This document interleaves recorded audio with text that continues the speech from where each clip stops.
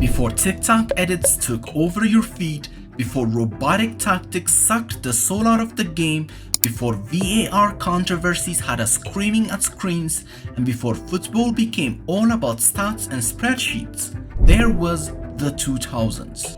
This was a decade where football was pure magic. A time when the pitch was a canvas and the players were artists. It was an era of rising icons, historic comebacks, underdog fairy tales, and moments that made us fall in love with the game over and over again.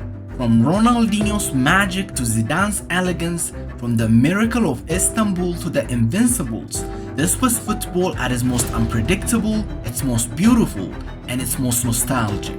So whether you lived through it or you're just discovering it, get ready to dive into the 2000s, the decade that made millions fall in love with football. This is 2000s football lore. Il y a du monde, il y a Trezeguet. Ah oui, l'équipe de France est championne d'Europe. Ronaldinho, Ronaldinho, Ronaldinho, Ronaldinho. Encara Messi, encara Messi, encara Messi, encara Messi, encara Messi, encara Messi, encara Messi, encara Messi, encara Messi, encara Messi. La palla è per lui, canterà all'indietro.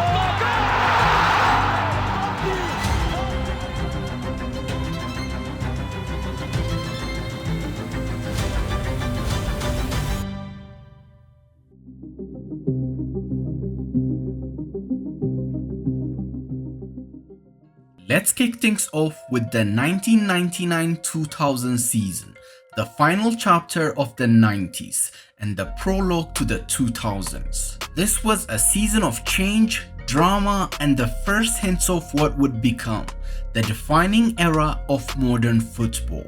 In England, it was the same old story. Manchester United dominated. Sir Alex Ferguson's side claimed their 6th Premier League title in 8 years, proving once again why they were the kings of English football. Over in Italy, the Serie A title race delivered a fairy tale. Lazio, after a 26-year wait, won their 2nd Scudetto, and they didn't stop there. They completed their first ever double by adding the Coppa Italia to their trophy cabinet.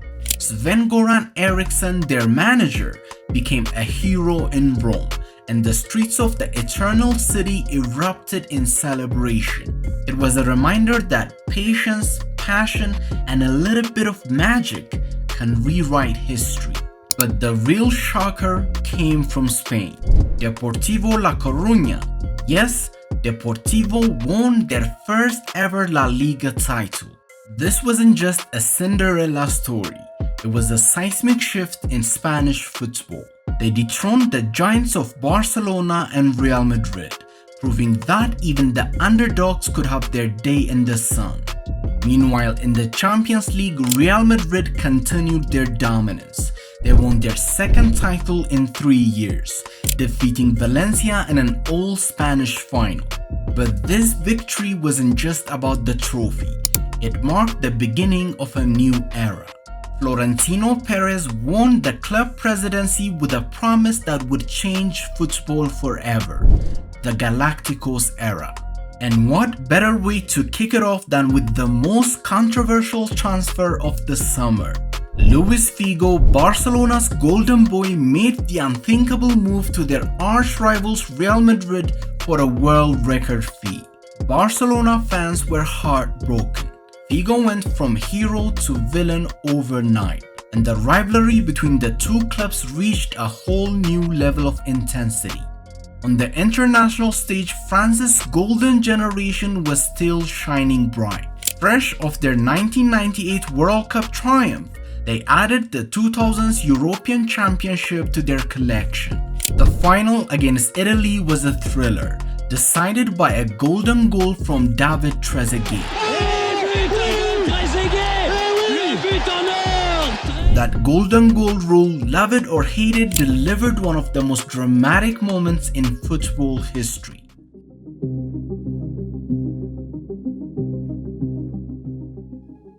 In England, it was the same story yet again. Manchester United claimed their 3rd consecutive Premier League title, solidifying their dominance under Sir Alex Ferguson. Meanwhile, Arsenal finished as runners-up for the third year in a row. But don't let that fool you. This was a team quietly building something special. More on that later. But the real story in England was Liverpool. The Reds had a historic season, winning a treble of sorts. The FA Cup, the League Cup and the UEFA Cup. Spearheaded by the sensational Michael Owen and with a young Steven Gerrard starting to make a name for himself, this was a team on the rise. It was a glimpse of the glory days returning to Anfield. Over in Italy, it was yet another fairy tale season. Roma, led by the magical Francesco Totti, the lethal Gabriel Batistuta and the rock-solid Walter Samuel, won their third Scudetto, ending an 18-year wait. The streets of Rome were painted in giallo e rosso, and Batistuta's goals were a reminder of why he was one of the deadliest strikers of his generation. In Spain, Real Madrid dethroned Deportivo La Coruña to reclaim the La Liga title. This was the first full season under Florentino Perez's presidency, and it was a statement of intent. The Galacticos era was in full swing, and Madrid was ready to dominate. But in the Champions League, it was a season of redemption for Bayern Munich. After the heartbreak of 1999, that infamous injury time collapse against Manchester United, they finally got their hands on the trophy. In a tense final against Valencia, it all came down to penalties. And who stepped up? Oliver Kahn.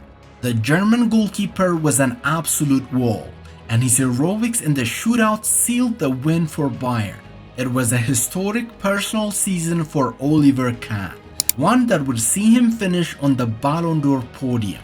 And speaking of the Ballon d'Or, let's not forget Luis Figo.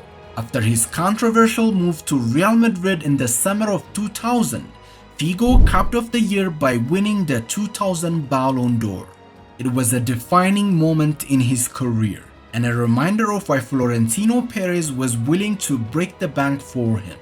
And then came the summer of 2001. Florentino Perez wasn't done with his Galacticos project. He made a move that sent shockwaves throughout the football world, signing Zinedine Zidane from Juventus for a world record fee of 77 million euros. Yes, 77 million. At the time, it was an astronomical sum. But Zidane, he was worth every penny.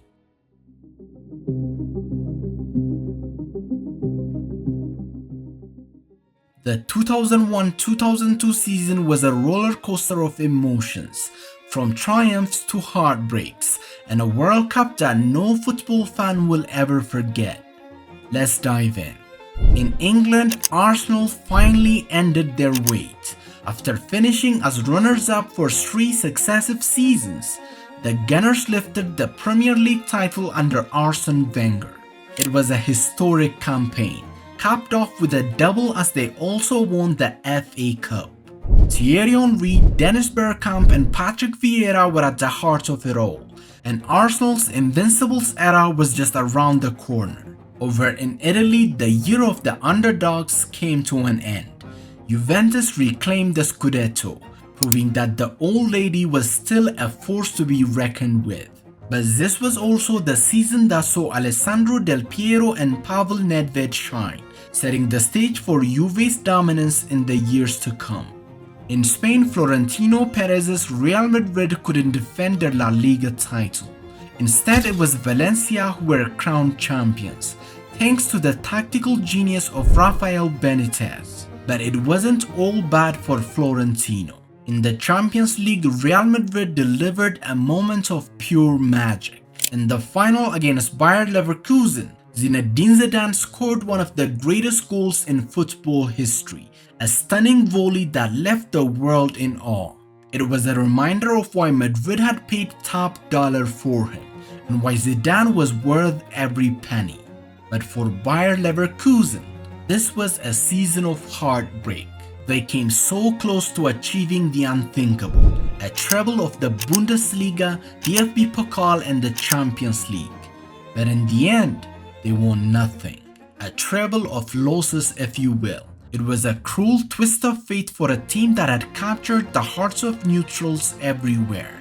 Meanwhile in France, a young Brazilian sensation was turning heads. His name? Ronaldinho. With his unbelievable skills and infectious smile, he was quickly becoming the talk of world football. Everyone was eyeing him up, and it was only a matter of time before he made a big move.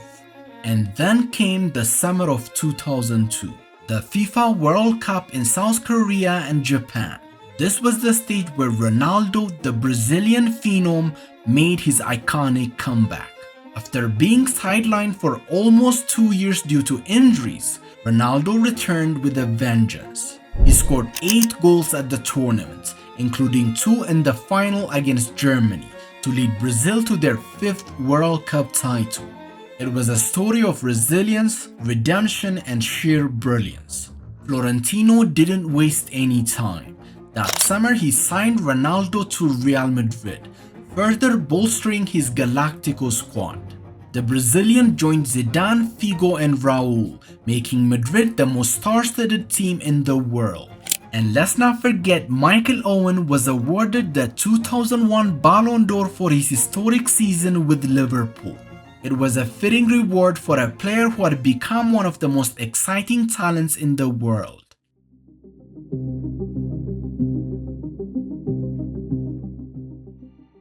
The 2002-2003 season was packed with drama, big decisions, and the rise of a teenage sensation who would change football forever. Let's break it down. In England, Arsenal failed to defend their Premier League title.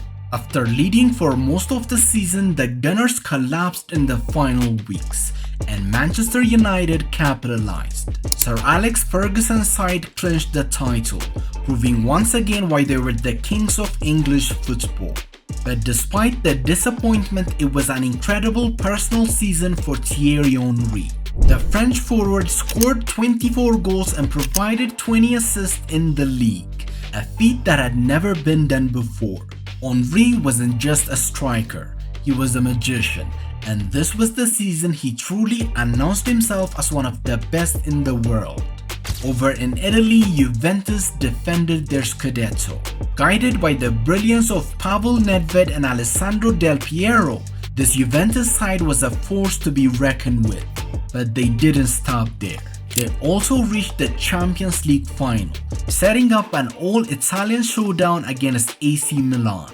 The final was a tense tactical battle, and it all came down to penalties. In the end, it was Milan who emerged victorious, adding another European crown to their collection. Meanwhile, in Spain, Florentino's Real Madrid reclaimed the La Liga title, but Florentino wasn't satisfied. He wanted another Galactico, and the options were David Beckham and Ronaldinho. Now here's where it gets interesting. Rumor has it the Madrid board members didn't want Ronaldinho because he wasn't handsome enough. Yes, you heard that right. Instead, they went with Beckham, the global icon, while Barcelona welcomed Ronaldinho with open arms. And then there was Manchester United. After missing out on Ronaldinho, Sir Alex Ferguson turned his attention to a teenage sensation who was creating a buzz in Portugal. His name? Cristiano Ronaldo. United signed him in the summer of 2003, and little did they know they were signing a player who would become one of the greatest of all time.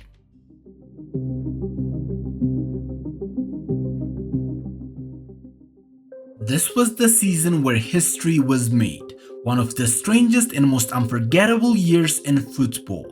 In England, Arsenal achieved the unthinkable. They went the entire Premier League season unbeaten, becoming the Invincibles. It wasn't just luck.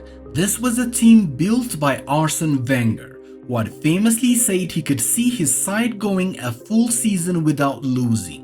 And boy did they deliver. With Thierry Henry at his magical best and a defense marshaled by Sol Campbell and Kolo Toure, Arsenal etched their names into football folklore. But while Arsenal were making history, A revolution was beginning at Chelsea. Russian billionaire Roman Abramovich took over the club, and the Chelsea revolution began. The Blues were about to become a superpower, but more on that later. Over in Spain, it was a season that proved star power isn't everything. Despite Real Madrid fielding a team full of Galacticos, it was Valencia who stole the show. Under Rafael Benitez, Valencia won the double, claiming both the La Liga title and the UEFA Cup. It was a masterclass in teamwork and tactics, and a reminder that football isn't just about big names. In Germany, the underdog story continued. Werder Bremen became unlikely champions, clinching the Bundesliga title and the DFB Pokal. It was a fairy tale season for the Green-Whites, and a testament to the magic of football. But the biggest underdog story of them all came in the Champions League. A young, fiery coach by the name of Jose Mourinho guided FC Porto to European glory. They defeated Monaco in the final, capping off a fairy tale campaign that included knocking out Manchester United and Lyon along the way. Mourinho announced himself to the world, and Porto became legends of the game. And the underdog stories didn't stop there. At Euro 2004, Greece, a team given no chance of winning, shocked the world. They defeated Portugal on home soil in the final, claiming their first major trophy in one of the biggest upsets in football history. On the individual front, the 2003 Ballon d'Or was awarded to Pavel Nedved. While the Czech midfielder had a stellar season, many felt Thierry Henry was the best player that year. It's a debate that still sparks conversations today. The summer of 2004 saw some blockbuster transfers. Samuel Eto'o joined Barcelona, Didier Drogba moved to Chelsea, and Wayne Rooney, the teen sensation, made his big money move to Manchester United. And of course, Florentino couldn't resist adding another Galactico to his squad. He signed Michael Owen, bringing the English striker to Real Madrid. The Galacticos era was still in full swing, but cracks were starting to show.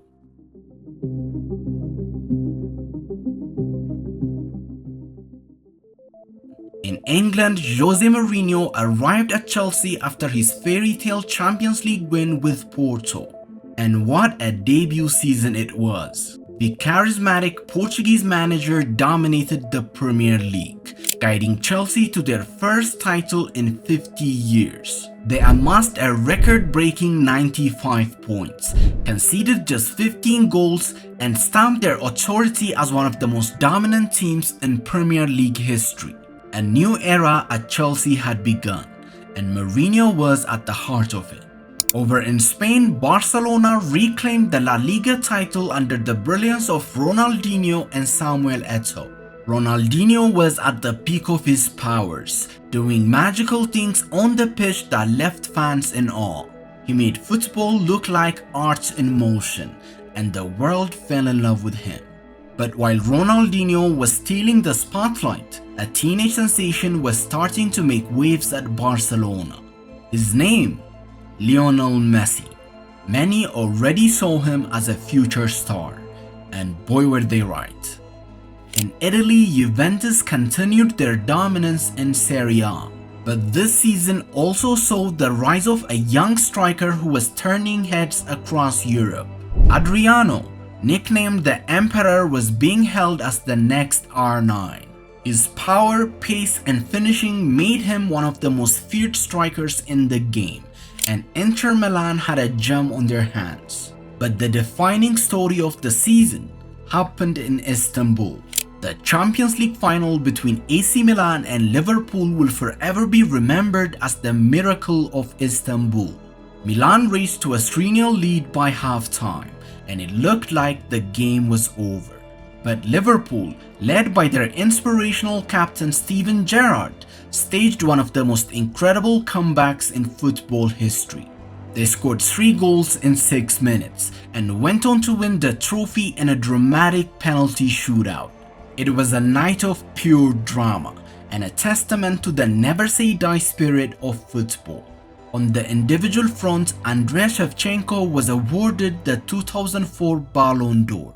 The Ukrainian striker had been a goal machine for AC Milan, and his performances earned him the title of the best player in the world.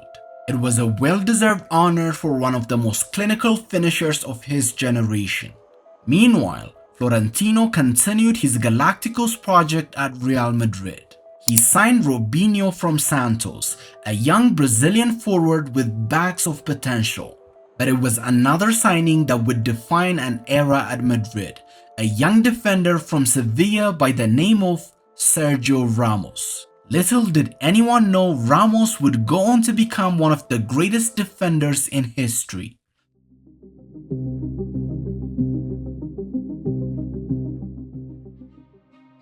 In England, Chelsea defended their Premier League title under Jose Mourinho. The Blues were a machine, dominating the league with their defensive solidity and clinical efficiency. Mourinho's men proved that they weren't a one-season wonder, and the special one was living up to his nickname. Over in Spain, Barcelona continued their rise under Frank Rijkaard. With the magic of Ronaldinho, the lethal finishing of Samuel Eto'o, and the emergence of a young Lionel Messi, Barca claimed the La Liga title yet again. But the real highlight came in the Champions League. Barcelona reached the final where they faced Arsenal. The Gunners, led by Thierry Henry, took an early lead and held on for most of the game, even after playing with 10 men following Jens Lehmann's red card. But in the final minutes, Barcelona completed a dramatic comeback, with goals from Eto'o and Giuliano Belletti. It was a heartbreak for Arsenal, and Barca lifted their second European Cup.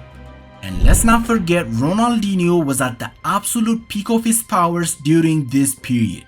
His jaw-dropping skills, unmatched creativity, and infectious joy on the pitch made him the best player in the world. In 2005, he delivered masterclass performances week in and week out, leading Barcelona to the La Liga title and cementing his status as a global icon. For his incredible year, Ronaldinho was awarded the 2005 Ballon d'Or. It was a well-deserved honor for the Brazilian magician, who had become the face of football during this era. But the biggest story of the season came from Italy. The Calciopoli scandal rocked Serie A, exposing match-fixing and corruption at the highest level. Juventus were stripped of their title and relegated to Serie B, while other teams like AC Milan and Fiorentina faced point deductions. In the end, Inter were awarded the 2006 Scudetto, but the scandal left a dark cloud over Italian football. And then came the summer of 2006, the FIFA World Cup in Germany.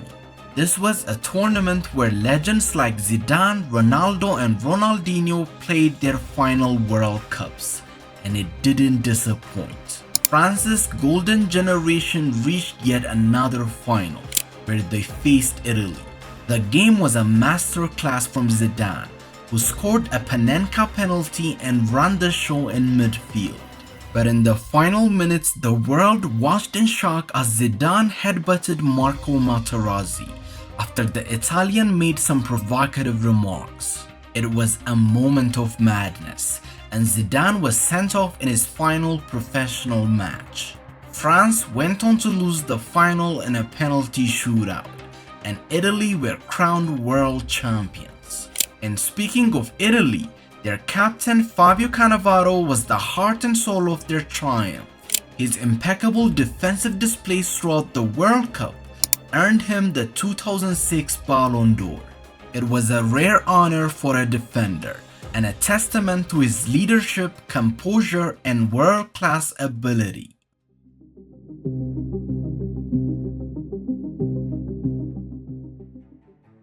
In England, Chelsea's two-year reign as Premier League champions came to an end. Manchester United dethroned them, guided by the brilliance of Cristiano Ronaldo and Wayne Rooney. Ronaldo in particular was beginning to show why he was destined for greatness, scoring 17 league goals and becoming the heartbeat of the team. It was the start of a new era at Old Trafford, and United were back on top. Over in Spain, Real Madrid ended Barcelona's 2-year dominance of La Liga. It was a hard-fought title race, but Madrid's consistency under Fabio Capello saw them reclaim the crown. However, the real story of the season wasn't in Spain, it was in Italy. At AC Milan, a Brazilian sensation named Kaká was lighting up the San Siro. With his dazzling skills, elegant dribbling, and an eye for a goal, Kaká was continuing the legacy of Brazilian entertainers like Ronaldo and Ronaldinho. While Milan fell short in Serie A, Kaká's brilliance shone brightest in the Champions League. Milan reached the final where they faced Liverpool. It was a chance for revenge after the miracle of Istanbul in 2005. This time there was no drama. Milan secured a comfortable 2-1 victory with goals from Filippo Inzaghi. It was their 7th Champions League triumph, and Kaká was the star of the show. His performances throughout the tournament earned him the 2007 Ballon d'Or, cementing his status as the best player in the world. Interestingly, the Ballon d'Or podium that year featured Cristiano Ronaldo and Lionel Messi in 2nd and 3rd place. Little did anyone know this would be the last time any player other than Messi or Ronaldo would win the award for the next decade. The summer of 2007 brought some emotional goodbyes. For Arsenal fans, it was the end of an era as their beloved talisman Thierry Henry left for Barcelona. It marked the end of the Invincibles team and a new chapter for the Gunners.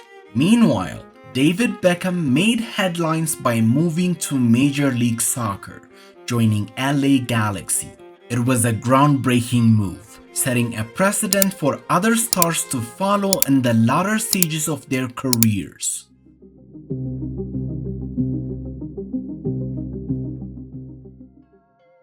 In England, United created a little frontier with the arrival of Carlos Tevez, who joined Cristiano Ronaldo and Wayne Rooney. The trio was unstoppable, and United reclaimed the Premier League title with ease. But the real story was Cristiano Ronaldo. This was the season Ronaldo truly arrived. He scored an incredible 31 goals in the Premier League, showcasing his explosive pace, aerial ability, and clinical finishing. But his brilliance didn't stop there. Ronaldo was the driving force behind United's Champions League campaign, as they reached the final to face Chelsea in the first All-English final. The match was a tense, dramatic affair, ending in a 1-1 draw after extra time. It all came down to penalties, and in a moment that will forever be etched in football history, John Terry slipped while taking his penalty. United held their nerve, and Ronaldo lifted the Champions League trophy for the first time in his career. It was United's 3rd European Cup, and their first since 1999. Ronaldo's incredible season, 42 goals, the Premier League title, and the Champions League earned him the 2008 Ballon d'Or. It was a defining moment in his career, solidifying his place as one of the greatest footballers in history. Over in Spain, Real Madrid continued their dominance, winning the La Liga title for the 2nd year in a row. Meanwhile, Barcelona struggled to find their groove as the post-Ronaldinho era began to take shape. In Italy, Inter Milan maintained their stronghold on Serie A, winning their 3rd consecutive Scudetto under Roberto Mancini. But the most special story of the season was unfolding on the international stage. Spain, with their new wave of talent, was becoming a formidable powerhouse.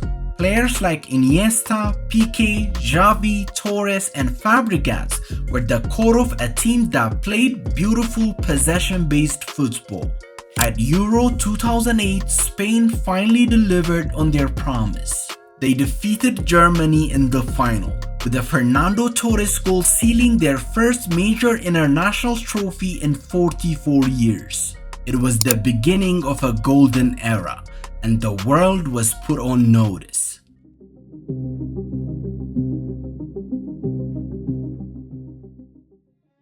There's only one place to begin this season, and it's at Barcelona.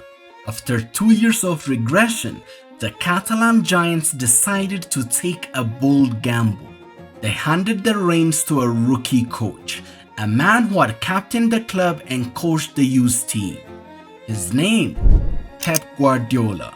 Many doubted whether Guardiola could handle the pressure of managing one of the biggest teams in the world.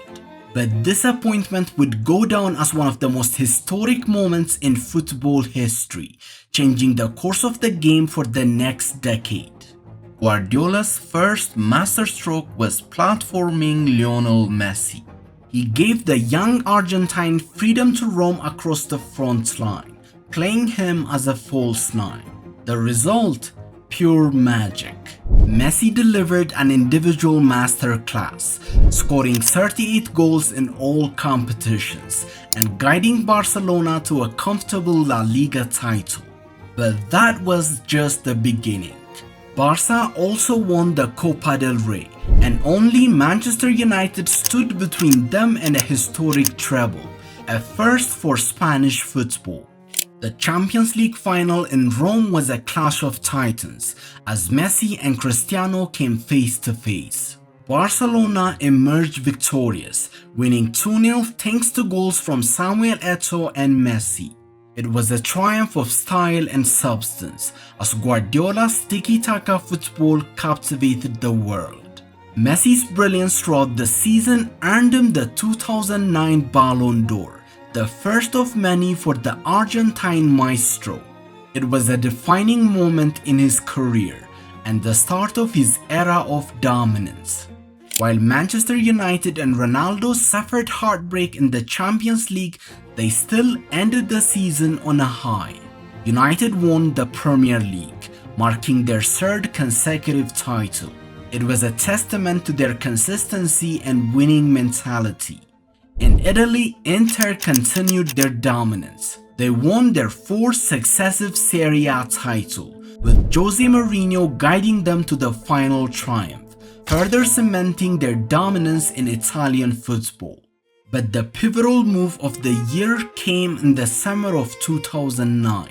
Real Madrid broke the world transfer record to sign Cristiano Ronaldo from Manchester United.